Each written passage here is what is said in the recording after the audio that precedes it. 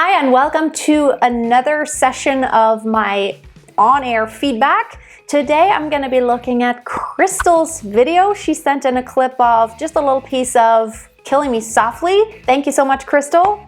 Let's take a look.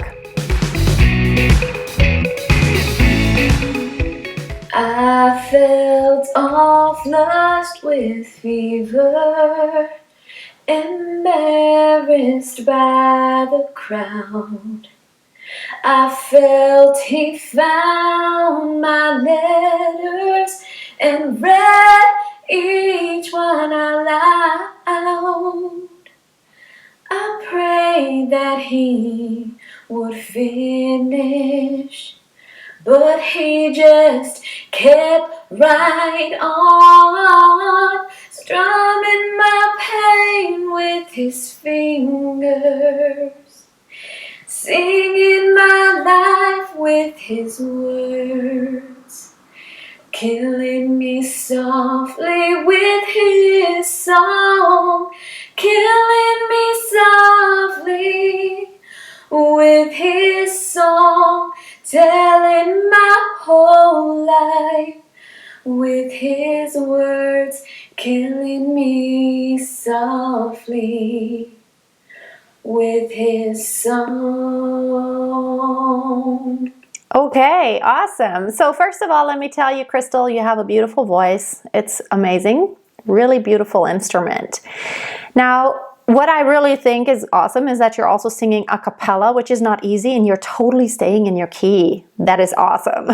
That is pretty good. So you have a really good musical ear. I don't know if you play instruments or anything. That's really good. Here are some things that I would suggest. I feel you're not centered and grounded, and I have a video about that. I will put the link below this video. It's really important.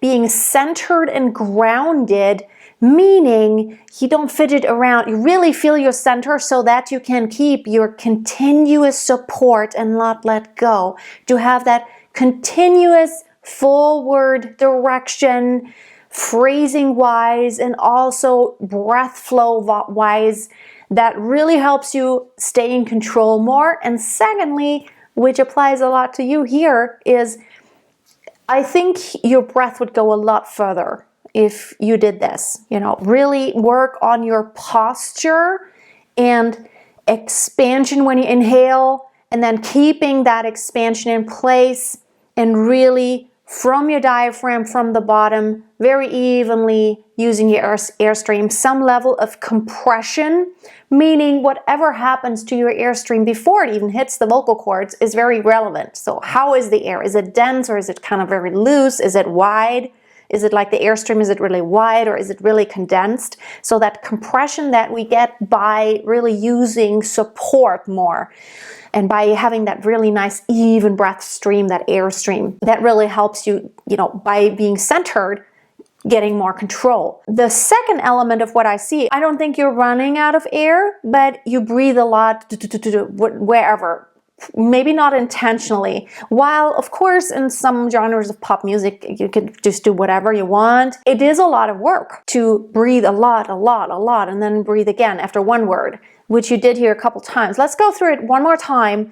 And the other thing that I'm talking about now is just really more space and placement. And what I mean by placement is really all the shape that you make inside of your mouth and back here in your throat that determines, first of all, what words come out. I mean, there you can do an ah or an ah or an aw. That could all be an ah, right? You could do like an or an ooh or an ooh. That is all, these are different shades of one vowel. There are also underlying vowels in your consonants. So, but let's look at it one more time from that perspective right here. Let me start again. I felt all flushed with fever. And so there are a lot of I felt all flushed with fever. Fever. It's a little bit here when you sing. And it would be really awesome, and I think it could really open up your sound a lot more if you had that default of more vertical space. That doesn't mean you have to open your jaw like till you dislocate it, but I felt all flushed with fever, embarrassed by the crowd. It's a low song too. Embarrassed by the crowd. See, your by is more like by, and it would be more beautiful by the crowd. I felt all flushed with fever. So relax your cheeks a little more. Embarrassed by the crowd. I felt he felt. And you did take time to breathe, but you could probably take more time. Embarrassed by the crowd. And then you waited and you're kind of, but maybe more like embarrassed by the crowd. I felt down my letters and read each one. See, and you breathe and read each aloud. Whenever you do anything like loud, you don't want to go loud. Technically, there may be some singers who do stuff like that. But I always say to my students, the rule is you first have to follow the rules and then you can break them. First, you have to know how to do it properly. It's almost like you learn how to write, and then when you know, after first grade and after second grade, like by the time you're an adult, it doesn't matter. You could just have some variation of how you write those letters, but in the beginning you have to learn how to do it properly so you have a good base, like a proper base, and then you do your own thing anyway. And it's the same with singing. You first should learn it in the very proper way, and then after that you can do your own thing, because here's what happens. When you learn to do it the proper way, even though you may not do it as strongly outwardly anymore, you're still doing it on the inside, like doing the spaces.